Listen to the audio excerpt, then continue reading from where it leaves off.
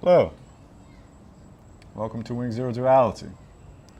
And on this episode, we're going to look into what it means to deal with sorrow, the sorrow of loss in particular, sorrow of loss and longing.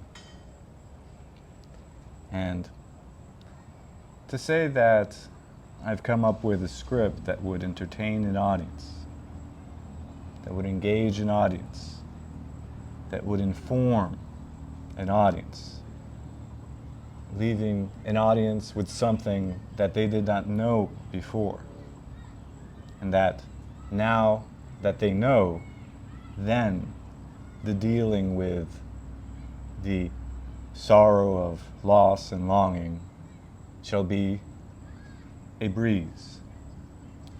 The negotiation would result in a deal, one that trades one thing for another, one that sacrifices a certain expectation,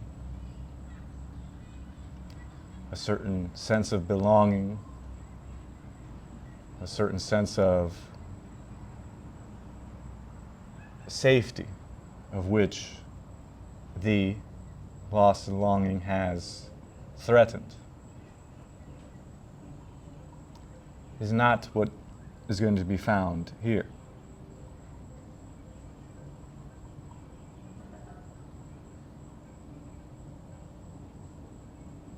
The sorrow of loss and longing needs to be the sort of which is looked into together at this very moment. Certainly with the assistance of accurate speech, accurate thinking, an accuracy that is rooted in a quality of mental spacing,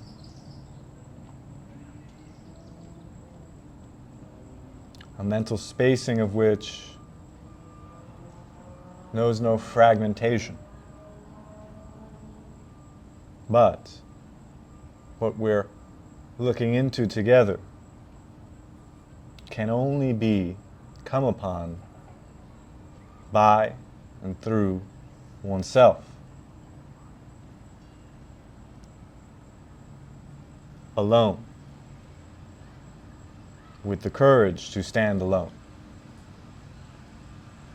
Because obviously this mental field,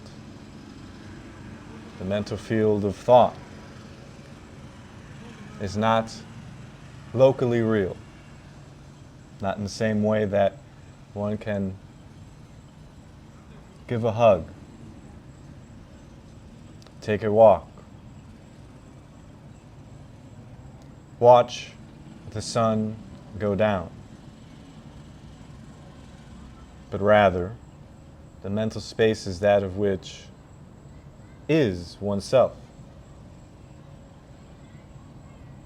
so intimately tied to who one is, what has happened. And even then, this field of thought doesn't contain the complete picture, because memory is limited. And so, let's look together at this complex and sensitive issue of the sorrow of loss and longing. The circumstances are numerous. The longing for a loved one, the sudden passing of a loved one, a terrible breakup with a significant other, a path that one was treading on in life cut short at an instant. And the many causes of the sorrow of loss and longing can be enumerated for days on end. And certainly throughout the history of mankind, the sorrow of loss and longing has been articulated, presented in arts and entertainment. The tragedy of Romeo and Juliet.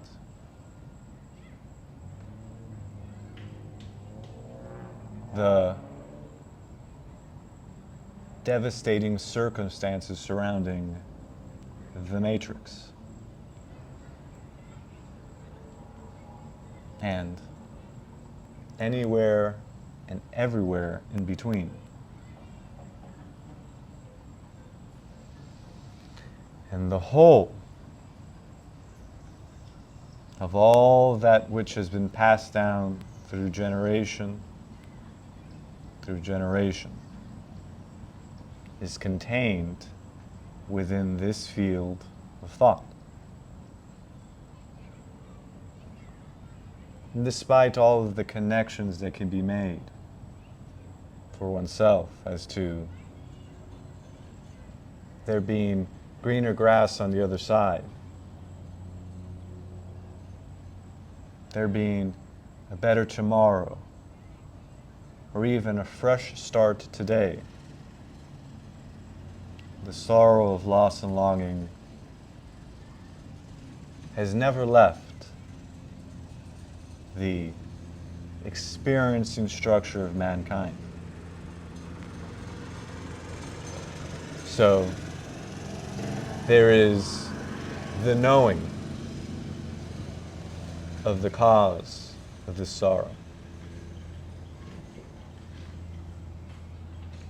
And there is also the knowing of all of the solutions of which can be offered.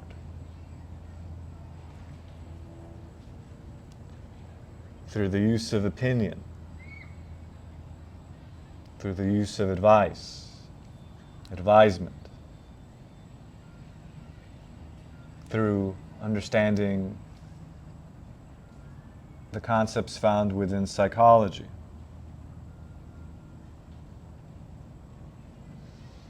through the understanding of spiritual and religious suggestions or promises, and even perhaps as far as physics, the actual physical nature of reality. And yet the question still remains as to why such a sorrow is so immediate, so pronounced, so inevitable.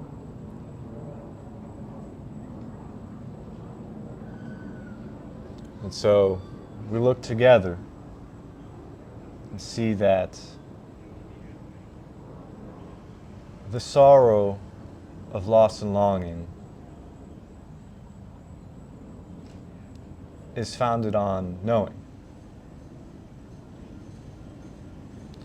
One must know that of which is lost. The old saying goes, you never know what you have until it's gone.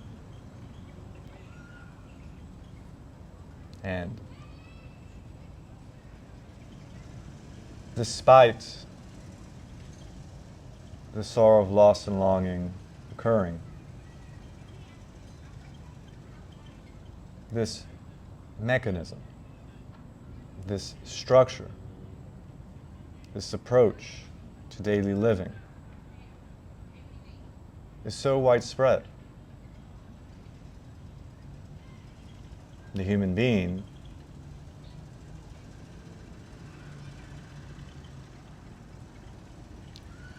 goes throughout its day recording, not unlike this camera,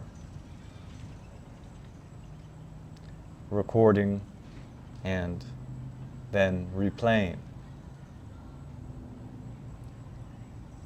And that of which fills one up with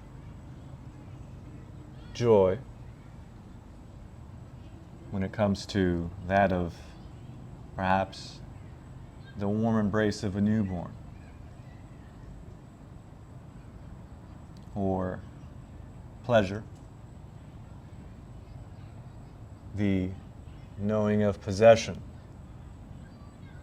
of having someone intimately attached.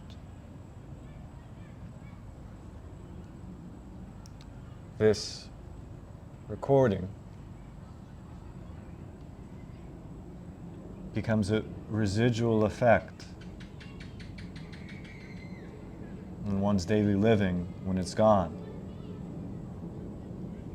And this conflict between the immediate observation of daily life has a veil upon it, a veil of memory.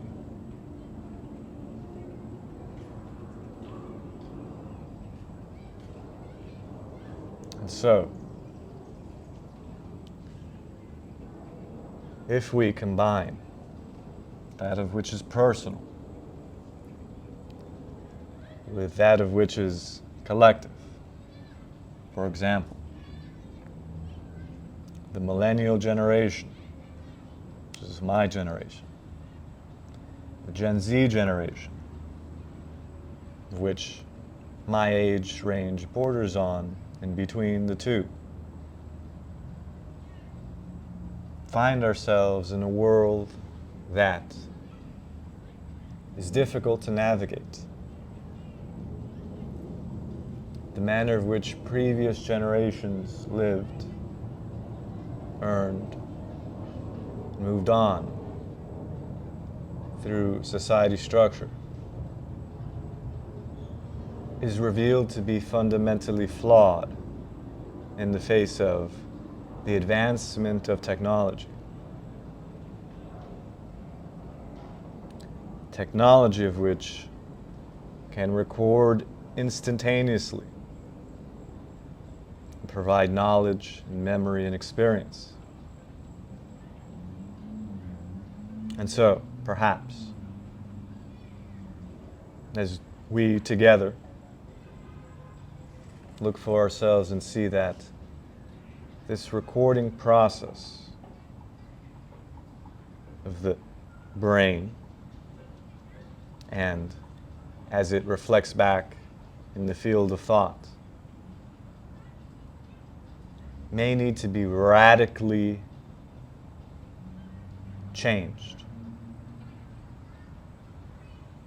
in order to deal with life on an individual basis and collectively. Is it possible to live and only record that of which is essential, that of which is ultimately necessary? Obviously, the recording process and the reflection of memory is a useful tool to get around from here to there, to distinguish between then and now, and between this and that. But perhaps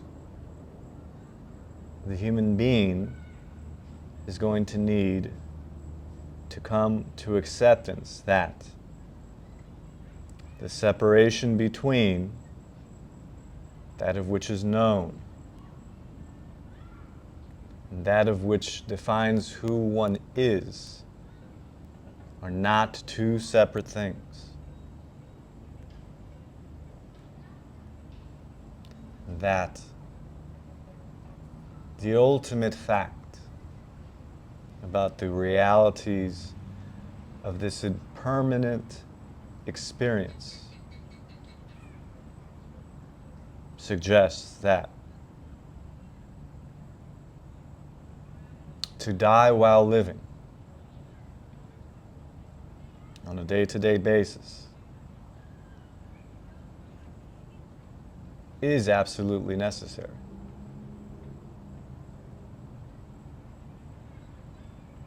If a sense of order, a sense of sanity, a sense of intelligence is to be maintained despite the sorrow of loss and longing, on an individual day-to-day basis,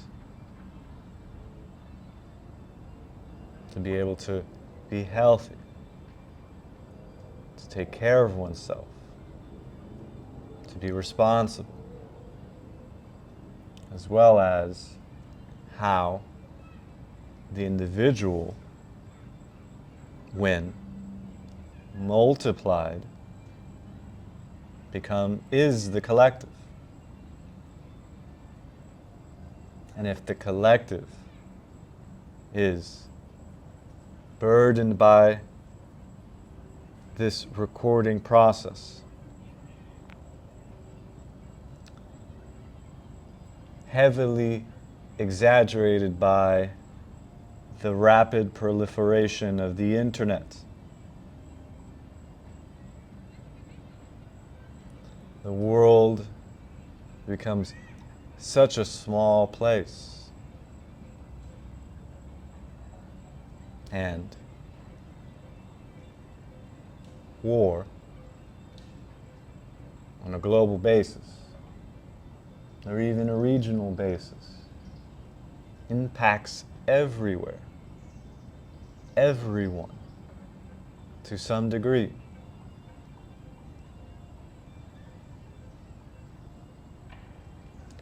Can this level of sensitivity individually become a dire responsibility?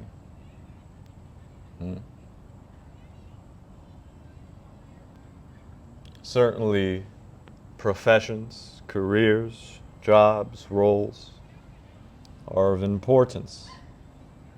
Some have dire consequences if these responsibilities are not met. But with the advancement of technology, which can assist in providing assistance, resources, help, understanding, so on, that a core responsibility then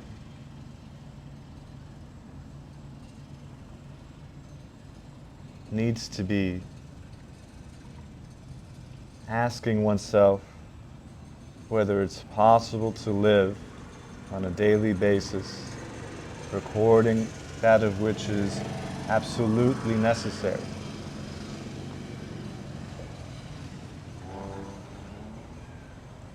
This question doesn't look into the separation between the you and the me,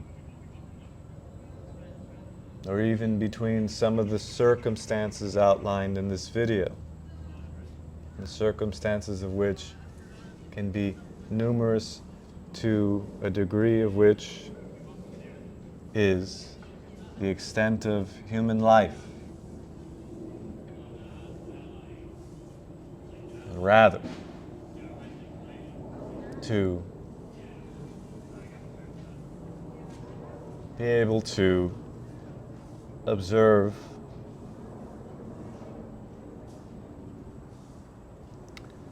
and think clearly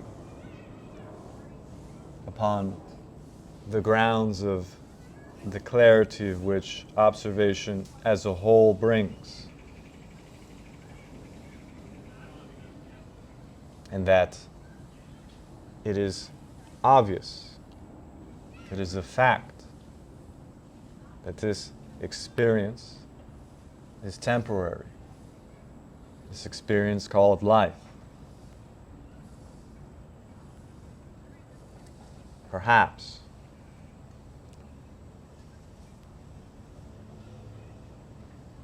such a undertaking for oneself is an intelligence that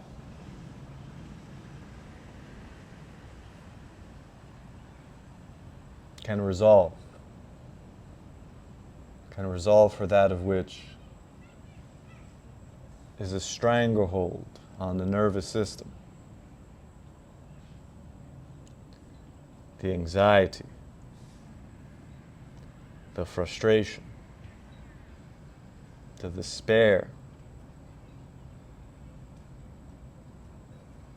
the loosening of the actual physical manifestations of this pain, of this sorrow, comes about when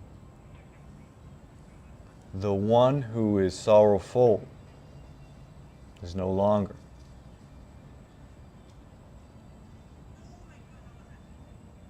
Perhaps once the rain, the thunder, the storm, such sorrow dissipates,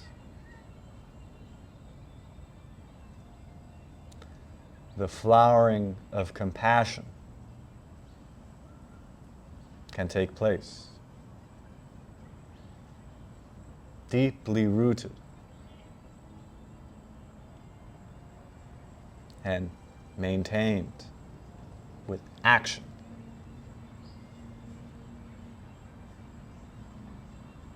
The action of which knows no doer, knows not who is the one acting, but rather quality of action that resolves both for having to make it through today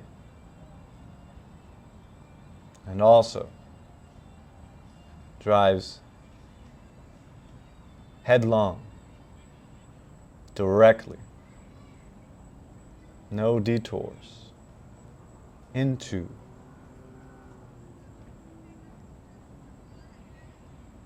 the nature of death.